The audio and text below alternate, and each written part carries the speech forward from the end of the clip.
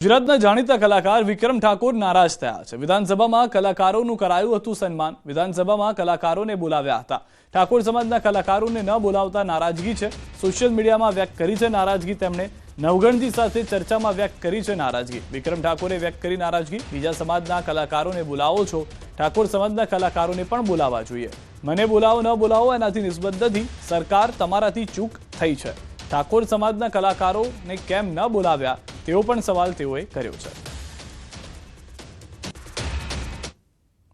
કલાકારોને એમણે બોલાવ્યા અને બહુ સારા સારા કલાકારો, દરેક સમાજના કલાકાર, બહુ મોટા મોટા કલાકારો છે અને બોલાવ્યા બહુ સારી વસ્તુ કહેવાય અને બહુ એ લોકોનું જે અભિવાદન કર્યું, સ્વાગત કર્યું, બહુ સારી વસ્તુ કહેવાય, કેમ કે બહુ સારા મોટા મોટા કલાકારો છે જ। એટલે મને દુઃખ એ થયું કે ભાઈ ચલો મને બોલાવે ના બોલાવે એની વાત નથી, પણ મારા ઠાકોર સમાજના, ક્ષત્રિય સમાજના ઘણા બધા કલાકારો એવા છે, બહુ સારા સંતવાણી પણ કરે છે, સારું ભજનો પણ ગાય છે, સારું સાહિત્ય પણ કરે છે। ઘણા બધા કલાકારો એવા છે કે જે સારા લેવલ પર છે। મારી વાત તો ચલો ભાઈ બધાને ખબર જ છે, એ ઠીક વાત છે, પણ મને પણ દુઃખ થયું કે મારા ઠાકોર સમાજના કોઈ બી એક કલાકારને બોલાવ્યો હોય તો સારું લાગત, પણ એમણે જે કર્યું, હું તો નગણજી એટલું જ કહીશ કે આપણા સમાજના નેતાઓ પણ ઘણા બધા છે, બહુ આપણા સમાજના નેતાઓ, તો એ નેતાઓ બી આનો વિરોધ ઉઠાવવો જોઈએ, રજૂઆત કરવી જોઈએ કે આ આવું ના ચાલે એમ। મને હમણાં એક પત્રકાર મિત્રનો ફોન આવ્યો હતો, મને કે તમે તો ગુજરાતના સુપરસ્ટાર છો, લોકો તમને ગુજરાતના સુપરસ્ટાર માનો છો, તમને કેમ ના બોલાયા? મેં કીધું એ લોકો નહીં માનતા હોય, મારા ચાહકો મને માને છે ને બહુ છે।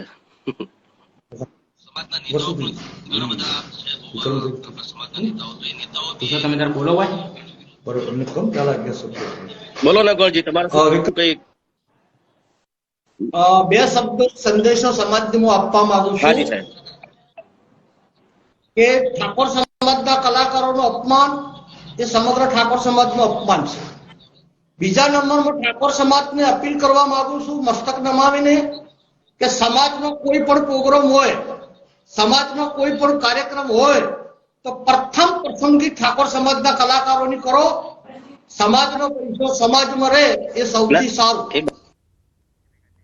તો હોળી ટાણે કલાકારોમાં તંત્ર સામે નારાજગીનો રંગ જોવા મળી રહ્યો છે। એક તરફ કેટલાક કલાકારોને વિધાનસભામાં બોલાવી સન્માન અપાયું તો કેટલીક જગ્યાએ કલાકારોએ તંત્ર સામે નારાજગી પણ વ્યક્ત કરી છે। લોક સાહિત્યકાર દિવાયત ખવડ પોલીસ એફઆઈઆર ન લીધી જેના કારણે નારાજ થયા તો ગઈકાલે હકાભા ગઢવીને વિડીયો જાહેર કરવો પડ્યો હતો। રાજકોટ સિવિલ હોસ્પિટલમાં ચાલતી લાલિયાવાડીની સામે નારાજગી તેઓએ પણ વ્યક્ત કરી હતી।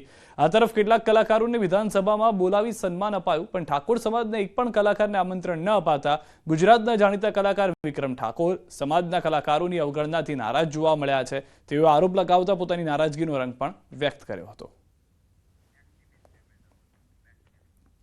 દાહોદ શહેરમાં તસ્કરોનો તરખાટ જોવા મળી રહ્યો છે। સોસાયટીમાંથી બાઇકની ઉઠાંતરી, બાઇકની ચોરી સીસીટીવીમાં કેદ થઈ ગઈ છે।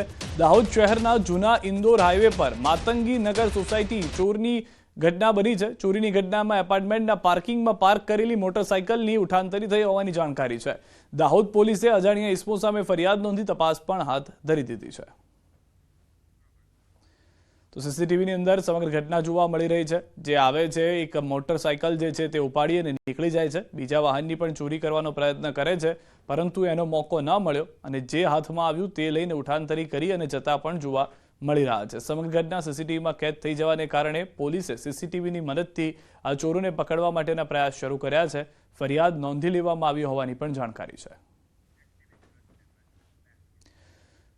સુરતમાં પણ તસ્કરોનો તરખાટ છે। જહાંગીરપુરા વિસ્તારમાં એટીએમને નિશાન બનાવવામાં આવ્યું છે। બોલેરો કારમાં આવેલા 3 શખ્સોએ એટીએમને નિશાન બનાવ્યું। રાત્રિના સમયે એટીએમમાંથી ચોરીને આપ્યો અંજામ। લાખો રૂપિયાની ચોરી થયાની આશંકા છે।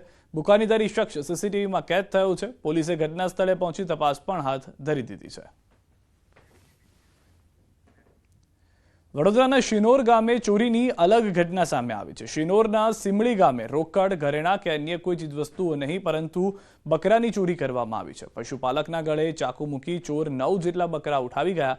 કાર લઈને આવેલા 4 જેટલા બકરા ચોરો 9 બકરા ઉઠાવી ગયા છે. તેરસાથી સિમળી જવાના રસ્તા પર આવેલા નર્મદા કેનાલના નાળા પાસે ઘટના બની છે. સમગ્ર મામલે પશુપાલકોએ પોલીસને જાણ કરી. ધોળા દિવસે બકરા ચોરો આશરે 80 થી 90 હજારની કિંમતના બકરા ઉઠાવી જતા લોકોમાં ફફડાટ જોવા મળ્યો, જે મામલે પોલીસે તપાસ હાથ ધરી.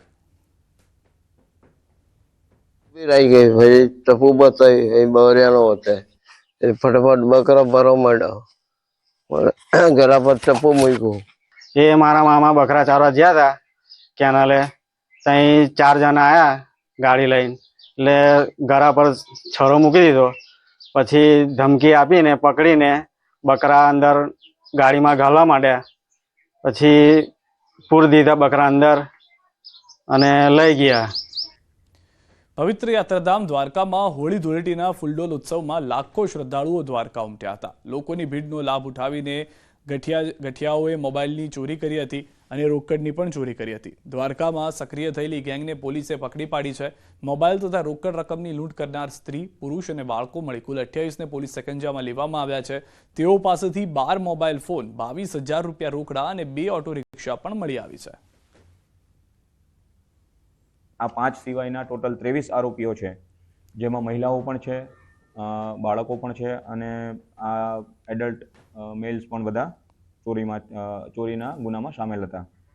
તો આ જે ગેંગ છે આખી 28 જણાની, એના વિરુદ્ધ 3 અલગ અલગ ગુના દાખલ કરેલા છે. એમાં તો ગુજરાતની અંદર 1, 2 નહીં પરંતુ 4 અલગ અલગ ઘટનાઓ છેલ્લા 12 કલાકની અંદર જ પ્રકાશમાં આવી ગઈ છે કે જેમાં વાહનની ચોરી હોય, મોબાઈલની ચોરી હોય, તસ્કરોનો જે તરખાટ છે તે ખુલ્લેઆમ જોવા મળી રહ્યો છે. સુરતમાં એટીએમ તોડવું અથવા તો એટીએમમાંથી પૈસાની ચોરીનો પ્રયાસ કરો, વડોદરાની અંદરથી બકરા ચોરી કરવી, 28 મોબાઈલ ચોર એક સાથે પકડાવવા.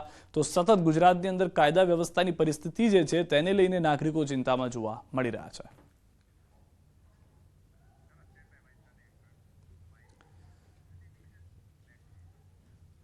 અમદાવાદના વાડજ અને રાણીપ વિસ્તારમાં સિનિયર સિટીઝનને ટાર્ગેટ કરતી મહિલાની પોલીસે ધરપકડ કરી છે. આ મહિલા ધાર્મિક કામ માટે રૂપિયાની જરૂર છે તેમ કહી છેતરપિંડી કરતી હતી. વૃદ્ધ બેંકમાંથી પૈસા ઉપાડી પૌત્ર સાથે ઘરે આવતા હતા. તે સમયે આરોપી મહિલાએ વૃદ્ધના પૌત્ર અને માતાને ઓળખતી હોવાનું જણાવ્યું અને પૈસાની જરૂર હોવાનું કહીને 1 લાખ રૂપિયા લઈ લીધા. ત્યારબાદ ઘરે મૂકી જવાના બહાને રસ્તામાં ઉતારી જ ગયા મહિલા ફરાર થઈ ગઈ હતી. આ પહેલા પણ મહિલાએ ધાર્મિક વિધિના નામે પોતે ઓળખીતા હોવાનું કહીને છેતરપિંડી કરી હતી. આ પ્રકારની 2 ઘટનાઓ રાણીપમાં બની હતી. આ મહિલાએ કરેલા 3 ગુનાના ભેદ ઉકેલાયા છે. આ મહિલા આરોપીએ વિશ્વાસ કેળવીને નજીક જઈને હું તમને ઓળખું છું, તમારા ભાડુઆત થાઉં છું એમ કહીને તથા અન્યને મારે હવનની પૂજા સામગ્રી જોઈએ છે, હવન કરાવડાવવું છે, પ્રસાદ લેવા માટે જવું છે એમ કહીને વિશ્વાસ કેળવીને તેમની મીઠી મીઠી વાતોમાં લાવીને એકના પાસેથી 1,25,000 તથા અન્ય પાસેથી 30,000 રૂપિયા વિશ્વાસ કેળવી અને છેતરપિંડી કરી મેળવી અને છેતરપિંડીનો ગુનો રજીસ્ટર અત્રે કરવામાં આવેલ છે. ભાવનગરના પાલીતાણામાં પ્રેમ પ્રકરણમાં ખૂની ખેલ ખેલાયો. પિતાએ જ પુત્રીને મોતને ઘાટ ઉતારી. પાલીતાણા તાલુકાના રાણપરડા ગામે યુવતીને અન્ય જ્ઞાતિના યુવક સાથે પ્રેમ હતો, જે અંગે પરિવારને જાણ થતા યુવતીના પિતા અને કાકાએ 19 વર્ષીય જલ્પા રાઠોડને મોતને ઘાટ ઉતારી. પિતાએ પોતાના ભાઈની મદદથી યુવતીનું ગળું દબાવી હત્યા કરી. બાદમાં કોઈને જાણ કર્યા વગર જ દીકરીના અંતિમ સંસ્કાર કરી દીધા અને તમામ પુરાવાઓનો નાશ કરી દીધો. સમગ્ર મામલે પોલીસે યુવતીના પિતા તેમજ કાકાની ધરપકડ કરી વધુ કાર્યવાહી હાથ ધરી. તેમની દીકરી જલ્પાબેન દીપકભાઈ રાઠોડ છે, તેઓનું ગળું દબાવી તેમની હત્યા કરવામાં આવેલ હતી. સદરુ બાદ તેઓ દ્વારા તેમના ભાઈ લાલજીભાઈ ધીરુભાઈ રાઠોડ કે જે મરણ જનારના કાકા થાય છે, તેઓ 2 જણા ભેગા મળી અને સદરુ ડેડ બોડી છે તેને રાણપાડાના સ્મશાનમાં લઈ તેની ડેડ બોડીને સળગાવી અને પુરાવાનો નાશ કરેલો હતો. સુરતની કીમ નદીમાં માછલીઓના મોત પાનસરા નજીકની નદીમાં થયા હોવાની જાણકારી છે. પાનસરા નજીકની નદીમાં માછલીઓના મોત. સંખ્યાબંધ માછલીઓ મૃત હાલતમાં દેખાય. કોઈ કંપનીમાંથી દૂષિત પાણી અથવા ઝેરી કેમિકલ છોડાયાની આશંકા છે. સુરત જિલ્લા જીપીસીબી વિભાગ નિંદ્રાહીન હોવાનો ફરી એક વખતનો આ પુરાવો છે.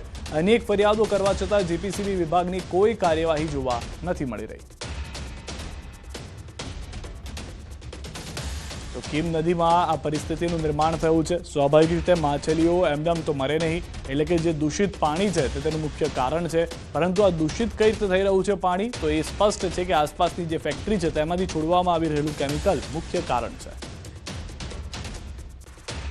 સુરેન્દ્રનગરથી સમાચાર લખતર કડુ વિસ્તારમાં આગ લાગી છે 350 વીઘા જમીનમાં આગ લાગી છે જમીનમાં રહેલું સૂકું ઘાસ બાવળો બળીને ખાખ થઈ ગયા છે ગેથળા હનુમાનજી મંદિર સામે અંદાજે 350 થી વધુ વીઘા વીડની જમીનમાં આગ લાગી છે આગને કારણે વીડની જમીનમાં રહેલું સૂકું ઘાસ બાવળો સહિતનો જથ્થો બળીને ખાખ થઈ જતા નુકસાન થયું છે લખતર મામલતદાર નાયબ મામલતદાર સહિતના અધિકારીઓને જાણ થતા ઘટના સ્થળે પહોંચી વધુ કામગીરી હાથ ધરવામાં આવી છે અરવલ્લીથી સમાચાર ઘઉંના ખેતરમાં આગ લાગી છે વીજ લાઇનનો વાયર તૂટતા આગ લાગી છે 4 વીઘા ઘઉંનો પાક આગમાં હવાલે થઈ ગયો છે માલપુરના અણિયા કંપા બની છે ઘટના ખેડૂતોએ ટ્રેક્ટર દોડાવીને આગ કાબૂમાં લીધી ખેડૂતનો મહામૂલો પાક આગમાં હોમાઈ જતા મોટું નુકસાન થયું છે દ્રશ્યો પણ આપ જોઈ રહ્યા છો અણિયાર કંપા બની છે આ ઘટના જે 4 વીઘા ઘઉંનો પાક છે તે આગના હવાલે થઈ ગયો છે મોટું નુકસાન થયું છે આસપાસથી લોકો આવ્યા હતા પરંતુ વીજ લાઇનનો વાયર તૂટતા આગ એટલી ઝડપથી પ્રસરી ગઈ કે લોકોની મદદ લેવામાં આવવા છતાં આગ પર કાબુ મેળવવામાં સમયસર સફળતા ન મળી જેના કારણે મોટું નુકસાન ખેડૂતને થવાનો વારો આવ્યો છે તો અરવલ્લીમાં હોળીના દિવસે ડુંગર પર આગ લાગી છે શામળાજી પાસે રાજસ્થાન બોર્ડર વિસ્તારમાં આગ લાગી છે ડુંગર વિસ્તારમાં વિકરાળ આગ જોવા મળી રહી છે શામળાજી ઉદયપુર હાઈવે પર ગોટે ગોટા દેખાયા ડુંગર વિસ્તારની વનરાજી બળીને ખાખ થઈ ગઈ છે હોળી સમય બનતી હોય છે આગની ઘટના ત્યારે આ ફરી એક વખત આગની ઘટના જોવા મળી રહી છે તો અરવલ્લીની અંદર જ આ બે દ્રશ્યો અમે આપને બતાવીશું કે જ્યાં આગળ આગની ઘટના જોવા મળી રહી છે એક તરફ શામળાજી પાસે રાજસ્થાન બોર્ડર વિસ્તારમાં આગની ઘટના છે બીજી તરફ એક ખેડૂતને પણ 4 વીઘા જમીનમાં નુકસાની સહન કરવાનો વારો આવ્યો છે અને ત્રીજા દ્રશ્યો સુરેન્દ્રનગરના છે કે જ્યાં પણ આગની ઘટના ઘટી છે આખું જે 350 વીઘા જમીન છે તે આગના હવાલે થઈ ગઈ છે અને ખેડૂતને આ તરફ અરવલ્લીમાં નુકસાની વેઠવાનો વારો આવ્યો છે